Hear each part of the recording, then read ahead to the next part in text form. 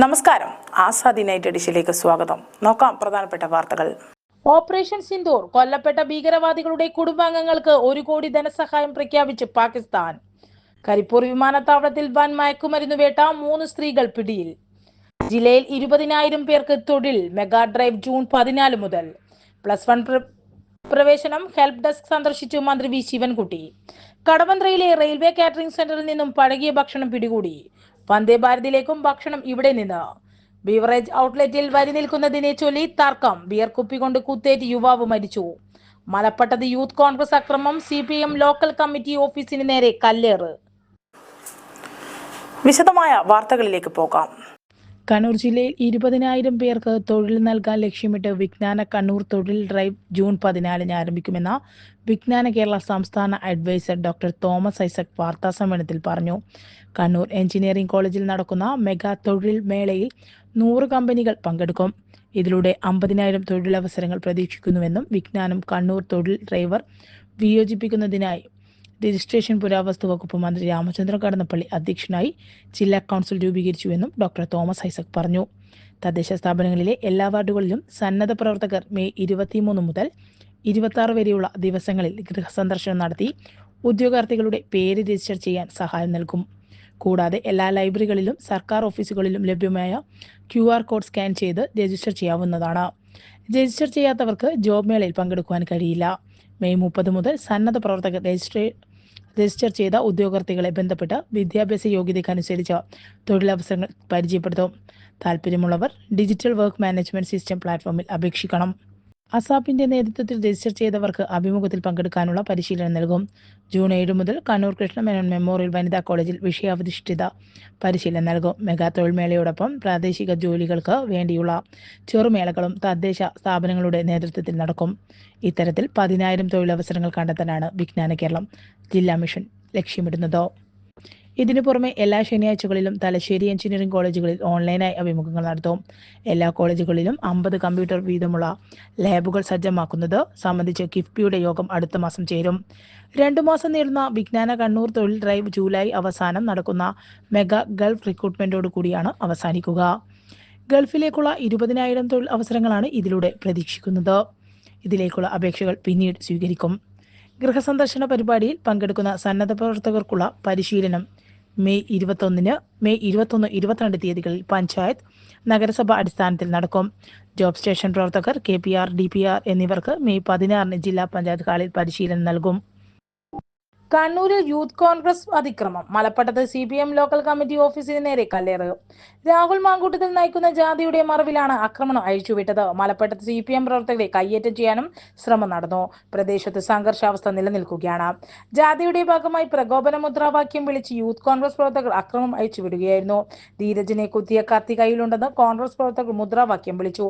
എന്നാൽ ഗുണ്ടകളും കൊലയാളികളും ഉൾപ്പെടെയുള്ള ക്രിമിനലുകളുടെ സംഘമായി കേരളത്തിലെ CPM പൂർണ്ണമായും മാറിയെന്ന് വ്യക്തമാക്കുന്ന സംഭവമാണ് ഇന്ന് മലപ്പട്ടത്തുണ്ടായതെന്ന് പ്രതിപക്ഷ നേതാവ് VD സതീശൻ പറഞ്ഞു. K സുധാകരൻ MP പ്രസംഗിക്കുന്നതിനിടെ വേദിക്ക് നേരെ കല്ലെറിയാനും പദയാത്രയ്ക്ക് നേതൃത്വം നൽകിയ രാഹുൽ മാങ്കൂട്ടത്തിൽ MLA ഉൾപ്പെടെയുള്ളവരെ കയ്യേറ്റം ചെയ്യാനും CPM ക്രിമിനലുകൾ ശ്രമിച്ചു. സമാധാനപരമായ പദയാത്ര സംഘടിപ്പിച്ച യൂത്ത് കോൺഗ്രസ് പ്രവർത്തകരെ പിന്തിരിപ്പിക്കാൻ ശ്രമിച്ച പോലീസ് CPM ക്രിമിനലുകൾക്ക് സംരക്ഷണമൊരുക്കിയ നാണം കെട്ട കാഴ്ചയാണ് കേരളം കണ്ടതെന്നും സതീശൻ ആരോപിച്ചു. News desk Azadi media.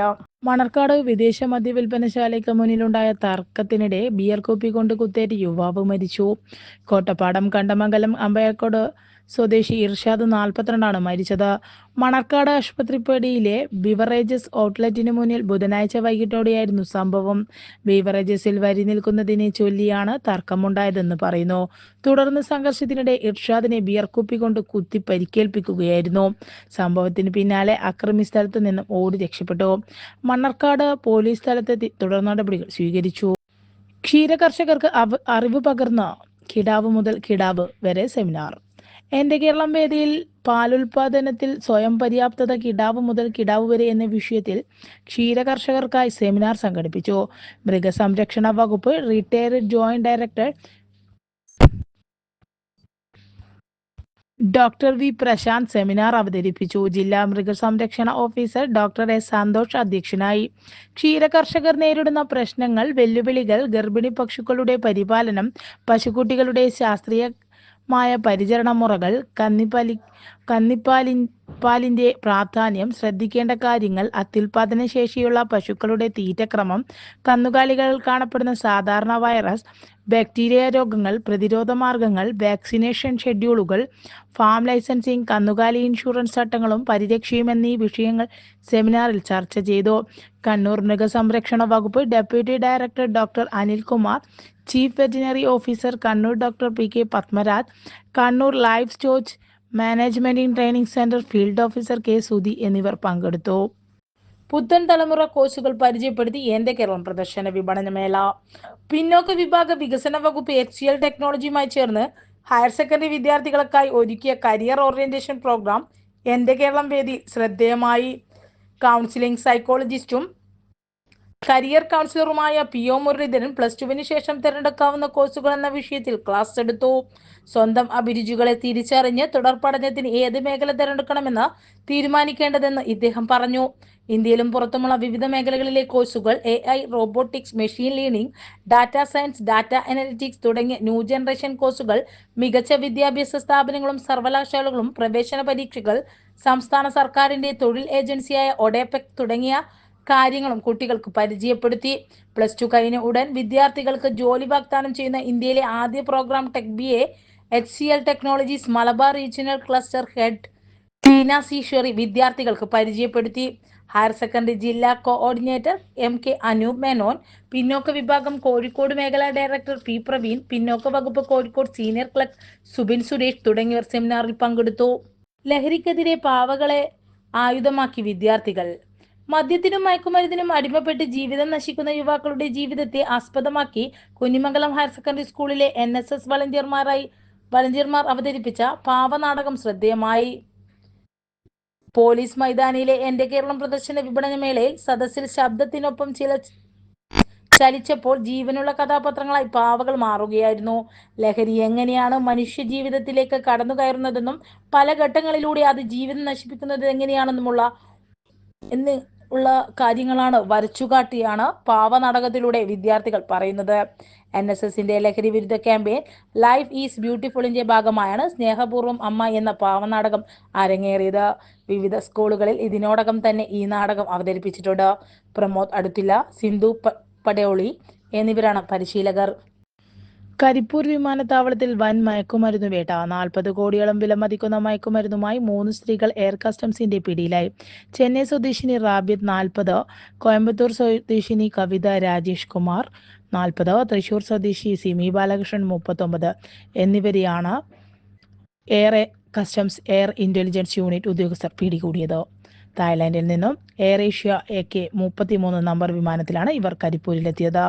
34 kilo hybrid കഞ്ചാവും 15 കിലോ തൂക്കം വരുന്ന ചോക്ലേറ്റ്, കേക്ക്, ക്രീം ബിസ്ക്കറ്റ് എന്നിവയിൽ കലർത്തിയ തായ്ലാന്റ് നിർമ്മിത രാസലഹരിയുമാണ് ഇവരിൽ നിന്നും പിടികൂടിയത്. ഓപ്പറേഷൻ സിന്ദൂറിൽ കൊല്ലപ്പെട്ട ഭീകരവാദികളുടെ കുടുംബാംഗങ്ങൾക്ക് 1 കോടി രൂപ വീതം നൽകാൻ പാകിസ്ഥാൻ. ജെയ്ഷെ മുഹമ്മദ് തലവൻ മസൂദ് അസറിന്റെ സഹോദരനടക്കമുള്ള ഭീകരവാദികളുടെ കുടുംബങ്ങൾക്കാണ് പാകിസ്ഥാൻ സർക്കാർ സഹായം വാഗ്ദാനം ചെയ്തത്. ഇന്ത്യൻ സേന തകർത്ത ജെയ്ഷെ മുഹമ്മദിന്റെ കെട്ടിടങ്ങൾ പുനർനിർമ്മാണം നടത്താനുള്ള ആലോചനയും പുരോഗമിക്കുകയാണ്. അതേസമയം ജമ്മു കാശ്മീരിലെ ഷോപ്പിയാൻ ജില്ലയിൽ ഭീകരവാദികളെ വധിച്ചെന്ന് സൈന്യം സ്ഥിരീകരിച്ചു. പഹൽഗാം ഭീകരാക്രമണത്തിന് പിന്നാലെ ഓപ്പറേഷൻ സിന്ദൂരിലൂടെ ഇന്ത്യൻ സൈന്യം കൊലപ്പെടുത്തിയ ഭീകരവാദികളുടെ കുടുംബങ്ങൾക്ക് 1 കോടി രൂപ വീതം നഷ്ടപരിഹാരം നൽകാനാണ് പാക് സർക്കാരിന്റെ നീക്കം. പ്രധാനമന്ത്രിയുടെ ഓഫീസ് പത്രക്കുറിപ്പിലൂടെ നഷ്ടപരിഹാര തുക നൽകുന്ന കാര്യം അറിയിച്ചതായി ദേശീയ മാധ്യമങ്ങൾ റിപ്പോർട്ട് ചെയ്തു. പാകിസ്ഥാൻ പ്രധാനമന്ത്രി ഷഹബാസ് ഷെരീഫിന്റെ പ്രത്യേക താൽപര്യപ്രകാരമാണ് ധനസഹായ വിതരണം ചെയ്യുന്നതെന്ന് വിവരം. ഇന്ത്യൻ സേന തകർത്ത ജെയ്ഷെ മുഹമ്മദിന്റെ കെട്ടിടങ്ങൾ പുനർനിർമ്മാണം നടത്തി പുനഃസ്ഥാപിക്കാനും ആലോചനയുണ്ട്. ബഹാവൽപൂരിലെ തീവ്രവാദ കേന്ദ്രം ഓപ്പറേഷൻ സിന്ദൂറിലൂടെ ഇന്ത്യ തകർത്തിരുന്നു.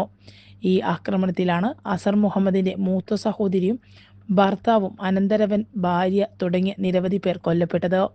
അതേസമയം ഭീകര കേന്ദ്രങ്ങൾക്ക് നേരെയുണ്ടായ ആക്രമണങ്ങൾക്ക് പിന്നാലെ പാകിസ്ഥാനിൽ അത്തരം കേന്ദ്രങ്ങൾ ഇല്ലെന്നായിരുന്നു ഭരണകൂടത്തിന്റെ വാദം.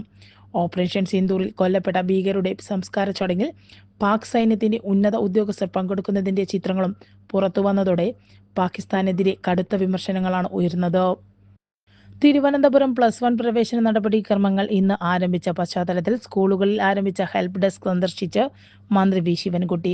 +1 പ്രവേശന നടപടിക്രമങ്ങൾ ആരംഭിക്കുന്നതിനെ തുടർന്ന് ഹയർ സെക്കൻഡറി സ്കൂളുകളിൽ ഹെൽപ്പ് ഡെസ്കുകൾ പ്രവർത്തിക്കണമെന്ന് മന്ത്രി പ്രത്യേകം നിർദ്ദേശം നൽകിയിരുന്നു. അപേക്ഷിക്കുന്ന കുട്ടികൾക്ക് ആശയക്കുഴപ്പം ഉണ്ടാകുന്ന പക്ഷം അധ്യാപകരിൽ നിന്നും സഹായം ലഭ്യമാക്കാനായിരുന്നു ഈ നിർദ്ദേശം. Manakkad government girls higher secondary സ്കൂളിലെ ഹെൽപ്പ് ഡെസ്കാണ് മന്ത്രി സന്ദർശിച്ചത്. സ്കൂളുകളിൽ മികച്ച രീതിയിൽ ഹെൽപ്പ് ഡെസ്കുകൾ പ്രവർത്തിക്കുന്നുണ്ടെന്ന് മന്ത്രി പറഞ്ഞു. ഇന്നു മുതലാണ് +1 പ്രവേശനത്തിലുള്ള നടപടിക്രമങ്ങൾ ആരംഭിച്ചത്. പൂർണ്ണമായും ഓൺലൈനായാണ് പ്രവേശന നടപടികൾ.